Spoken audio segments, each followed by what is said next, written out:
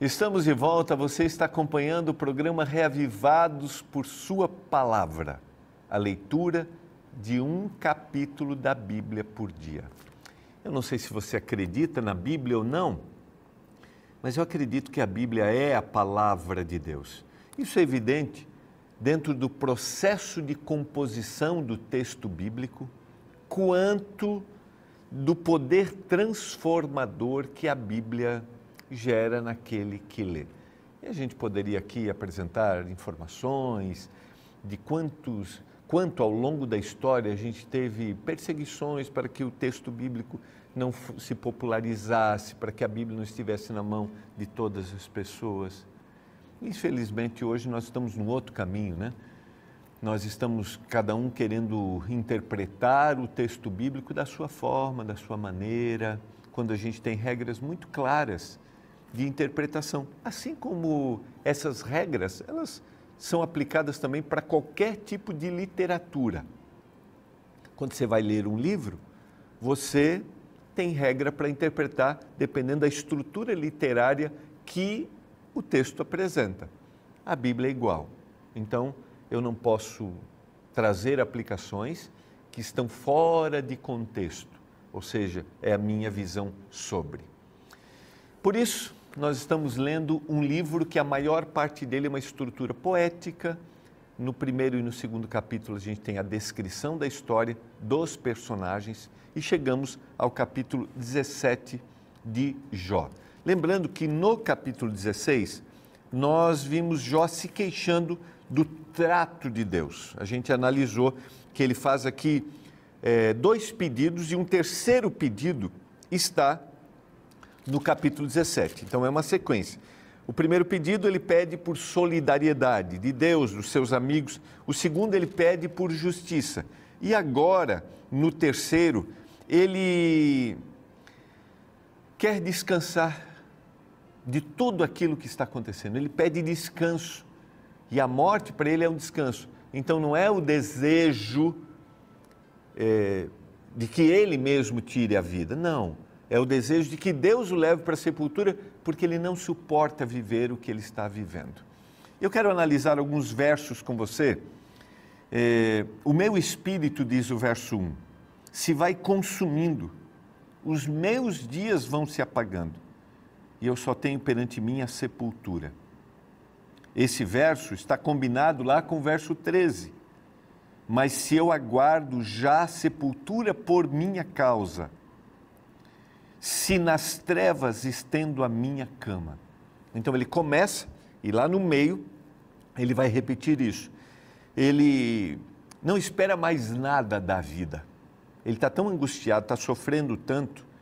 E agora ele pede que se defenda a sua inocência. Eu continuo lendo. Estou de fato cercado de zombadores e os meus olhos são obrigados a contemplar a provocação. Que verso interessante para a gente meditar.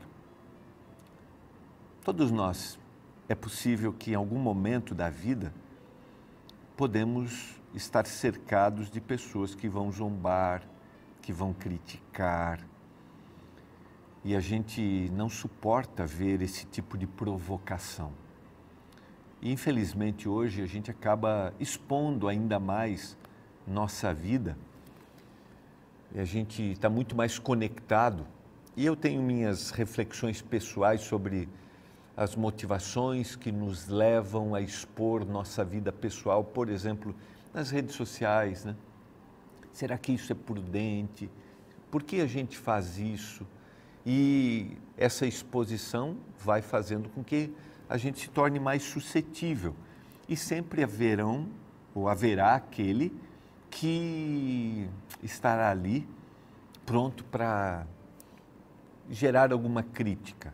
Às vezes a gente até posta com uma boa intenção algo, né? Mas sempre haverá aquele que tem isso. E Jó está enfrentando essa situação dentro do contexto dos seus amigos. E ele diz no verso 3, dá-me, pois, um penhor, se o meu fiador para contigo, ser o meu fiador para contigo mesmo. Quem mais haverá que se possa comprometer comigo. Ele está pedindo assim, por favor, alguém pode ficar do meu lado? Porque eu não estou suportando os zombadores, aqueles que me provocam. Talvez eu estou falando para você que viva uma situação assim e tenha o mesmo sentimento de Jó. Será que alguém pode se comprometer comigo? Eu tenho visto ao longo da minha vida pastoral, ministerial, que Deus sempre provê o sincero para trazer alento. Quando a gente passa por um momento difícil, quando a gente é questionado, quando é interrogado, né? A gente é interrogado por alguma situação, sem a pessoa conhecer todos os detalhes, Deus provê aquele que está do lado, vai ficar do lado para dizer assim, eu estou com você. Esse é o pedido de Jó. Dá-me, o verso 4 agora, porque o meu coração encobriste o entendimento, pelo que não exaltarás. Os olhos, se alguém oferece os meus amigos como preso, os olhos dos meus filhos desfalecerão. Mas a mim me pôs por provérbio dos povos. Tornei-me como aquele em cujo rosto se cospe. Pelo que já se escureceram de mágoa os meus olhos. A gente leu nos capítulos anteriores que ele está afogado com as suas lágrimas. E já todos os meus membros são como a sombra. Os retos pasmam disto e o inocente se levanta contra o ímpio. Contudo, esse é um verso interessante, o justo segue o seu caminho e o puro de mãos cresce mais em força. Jó se inclui aqui. Mesmo que eu esteja passando por essa situação, continuo seguindo o meu caminho. Mas ele não tem mais nenhum tipo de esperança para a vida. Tornai-vos todos vós e vinde cá, porque sábio nenhum acharei entre vós. Os meus dias passaram e se malograram os meus propósitos e as aspirações do meu coração. Você vê que ele faz uma descrição de que a vida perdeu o seu significado. Converte-me a noite em dia, e a luz, dizem, está perto das trevas. E aí, diante dessa situação, ele vai dizer no verso 13 o que ele começou lá no verso 1. Mas se eu aguardo já a sepultura por minha casa, se nas trevas estendo a minha carne, se ao sepulcro eu clamo, tu és meu pai, e aos vermes, vós sois minha mãe e minha irmã. E agora ele termina com o verso 15, que eu li na introdução. Onde está a minha esperança? Sim, a minha esperança, quem a poderá ver? Jó chega no final deste capítulo, depois de expressar a sua queixa e o seu trato de Deus, e agora que, diante de não ser ouvido e ser tratado com tanta injustiça, ele pergunta onde está a minha esperança. Talvez eu estou falando para você que esteja passando por alguma situação que você não vê mais saída, não tem mais luz no fim do túnel, não tem mais esperança, acabou, a esperança acabou. A gente vê que se repete muito essa palavra dentro do texto bíblico, como a esperança é motivadora e como Jó diz assim, eu não a tenho mais, não sei mais o que fazer. E o que eu faço diante dessa situação? Ele diz, eu só quero a sepultura.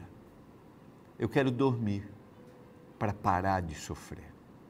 Eu quero dormir porque aí cessou a angústia. Lembra que a gente leu no capítulo anterior, no capítulo 16, que ele está expressando isso para Deus, que ele não aguenta mais e agora definitivamente ele diz, Senhor, por favor. E aqui entra um detalhe que a gente deve considerar. Nem sempre as minhas perspectivas sobre a solução, o que deveria ser, elas são corretas. Nem sempre a nossa visão do que deveria acontecer é o correto.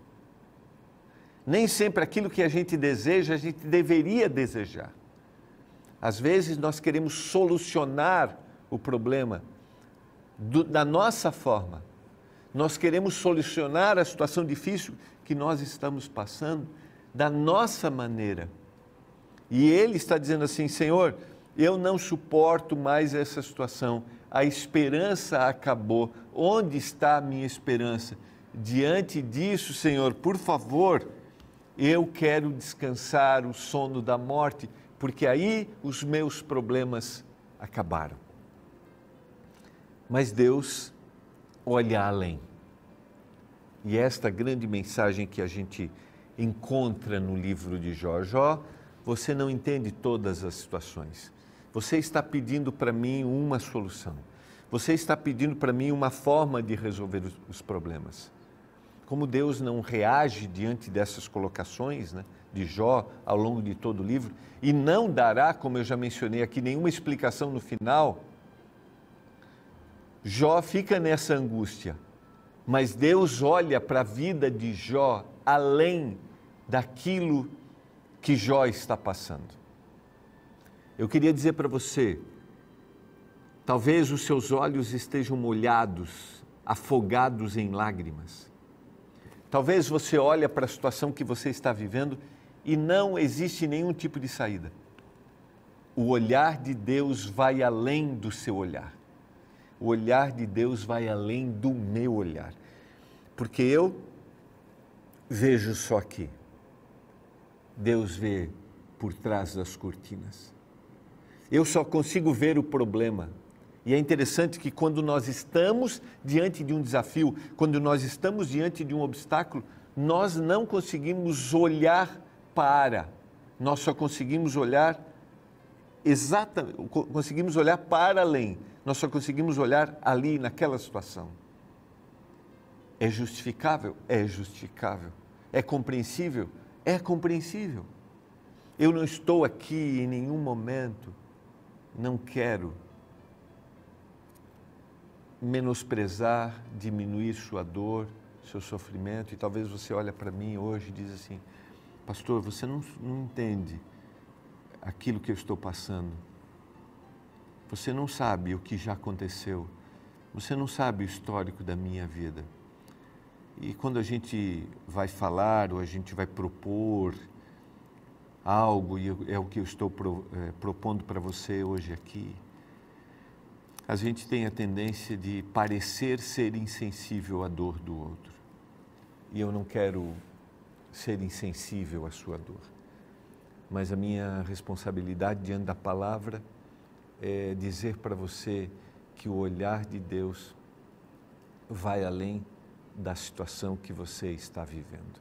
E eu pergunto para você hoje, você gostaria, você deseja, mesmo que isso pareça impossível neste momento, você gostaria de cair diante do Senhor, clamar diante dele, dizer assim: Senhor, por favor, me dá confiança em Ti e me faz olhar além. Me dá certeza de que o Senhor está cuidando de mim e me faz olhar além. Quando a gente analisa o texto bíblico, a gente vê que, e eu citei isso em algum momento, que a súplica, o clamor e a contestação, ela pode nos levar para o afastamento, a incredulidade ou a proximidade e a fé. Depende de como nós nos colocamos diante do Senhor. Então, suplique, clame, reclame, questione, mas que isso não te leve, não me leve à incredulidade, o afastamento. Pelo contrário, que esse clamor me gere proximidade.